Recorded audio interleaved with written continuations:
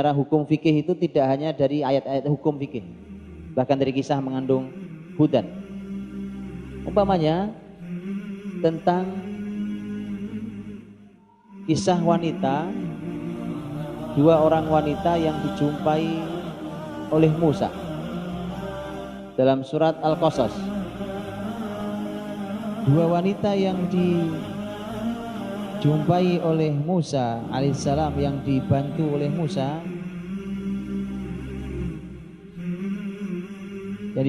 Musa, alaihissalam, ditanya tentang keberadaannya, karena perlu dipahami bahwa saat itu seluruh penggembala adalah laki-laki.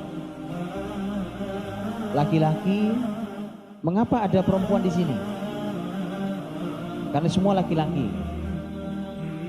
Sehingga di antara penggembala laki-laki kemudian ada dua wanita, terlihat ini tidak lazim, apalagi juga mereka bersama domba-dombanya, berarti wanita ini penggembala. Maka kemudian Musa alaihissalam bertanya, qala ma khatbukuma. Kata Musa, kalian berdua ini ngapain di sini? Kalian wanita berdua di sini ngapain? Karena ini wilayah laki-laki. Nanti juga kita akan belajar begitu seharusnya, Pak. Kepedulian masyarakat muslim terhadap keberadaan wanita yang tidak pada tempatnya. Betul ya? Ini kan laki-laki lagi kumpul, ini tempat laki-laki, menggembala pun pekerjaan laki-laki, bukan wilayah kalian, bukan pekerjaan kalian. Mengapa kalian di sini? Musa peduli. Padahal Musa itu orang asing yang lari dari Mesir karena dikejar ketakutan. Ini bukan dikejar waktu membawa Bani Israel, belum. Ini ketika pembahasan tentang matinya satu orang Kipti. Lari Musa, kematian artinya Musa tidak kenal, tidak ada hubungan apa-apa, bahkan Musa tidak ada urusannya dengan masyarakat negeri Madian. Tetapi inilah muslim, inilah masyarakat muslim. Begitu ada dua wanita di situ, janggal, ini bukan tempat wanita. Maka ditanya, qala ma khatbukuma. Kalian di sini lagi apa? Mengapa kalian ada di sini?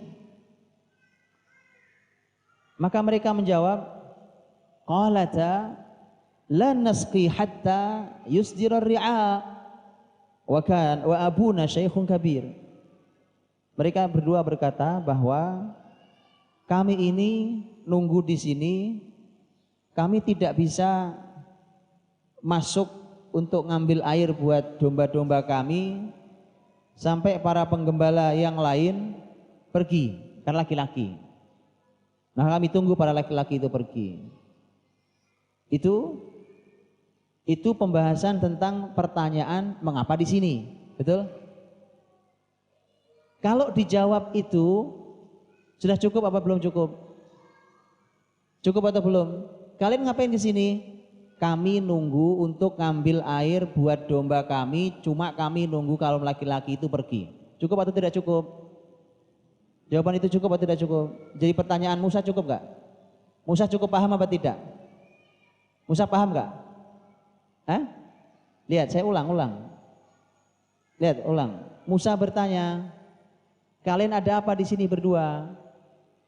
Mereka menjawab, kami ini ingin memberi minum pada domba-domba kami, tetapi kami nunggu para penggembala laki-laki ini pergi dulu. Kalau titik di situ, Musa paham apa tidak? Kan Musa pengen tahu, Musa sudah paham atau belum? Hah? Paham nggak saya? Paham nggak, Pak? Coba lihat jawabannya. La nasqi hatta yusdira ar-ri'a. Kami tidak bisa memberi minum ke domba kami sampai kaum laki-laki itu pergi. Lihat kalimat itu? Jelas. Saya pun kalau dikasih tahu gitu paham, oh ini wanita, dia sedang menggembala kambingnya, mau ngambil air minum buat kambingnya, tapi karena laki-laki berdesakan ngambil air, mereka menyingkir, mereka nunggu laki-laki semua pergi, baru mereka ngambil air. Jelas? Betul? Saya paham? Paham. Tapi ternyata wanita ini memberi kalimat berikutnya. Jadi kalau titik sampai di situ cukup. Cukup, Musa cuma nanya kalian ngapain. Kan begitu. Dan ini bukan menyalahkan, belum menyalahkan. Cuma nanya kalian ngapain di sini. Dijawablah aktivitas di tempat itu. Titik sampai di situ cukup. Tapi mengapa ada tambahan kalimat?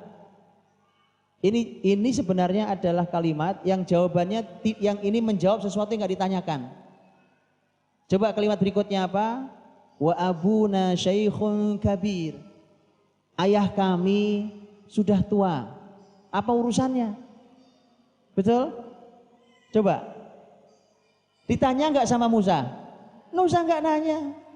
Musa cuma nanya kalian ngapain di sini. Betul kan? Kenapa sampai muncul kalimat wa abuna syaikhun kabir? Ada yang paham?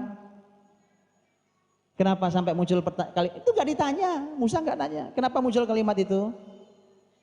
Hah? Ayah kami sudah tua. Kenapa? Apa kira-kira? Apa kita tunda saja sampai pas materinya nanti ya? Ini saya mau sampaikan tadi bahwa kisah itu bisa menjadi sumber hukum, fikih bahkan. Ini yang saya maksud salah satunya. Allah sampaikan bahwa wanita itu mengatakan pada Musa, wa abuna syaikhun kabir, ayah kami sudah tua usianya. Wanita itu ingin mengatakan bahwa ayah kami ini sudah tua. Kambing-kambing ini tidak ada yang menggembalanya. Karenanya terpaksa kami yang menggembalakan. Mengapa terpaksa? Karena ini wilayah laki-laki. Ini bukan wilayah kami.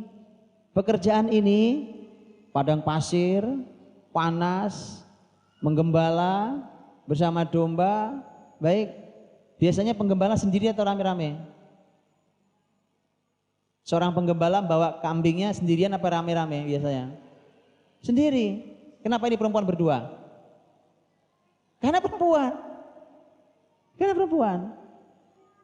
Betul kan? Di padang pasir loh. Di padang pasir yang seringkali tidak ramah pada wanita. Padang pasir. Ya. Itu perlu laki-laki padang pasir itu. Bukan hanya orang jahat, kadang-kadang binatang pun jahat. Di padang pasir. Karenanya ini bukan pekerjaan laki-laki. Bukan pekerjaan perempuan. Karena ini wilayah laki-laki. Ini perlu tenaga laki-laki. Ini kekuatannya bukan kekuatan perempuan. Sudah begitu, benar saja. Begitu sampai di lokasi, isinya semua laki-laki. Semua laki-laki. Maka resikonya adalah dia nunggu. Nasibnya pulang selalu paling belakang. Begitu kan? Jadi dari semua hal yang tidak nyaman itu, karena ini bukan wilayah kami sebagai perempuan, dua wanita solehah ini ingin memberikan alasan pada Musa, mengapa kami di sini? Ini bukan tempat kami memang, tapi kok kami ada di sini? Kenapa? Wa abuna syaikhun kabir. Karena ayah kami sudah tua, nggak ada yang ngurus ini domba-domba ini. Para ulama mengambil kesimpulan dari kalimat ini tentang masalah salah satu syarat wanita boleh beraktivitas di luar rumahnya. Hukum. Gitu ya? Tentang masalah wa abuna syaikhun kabir. Paham?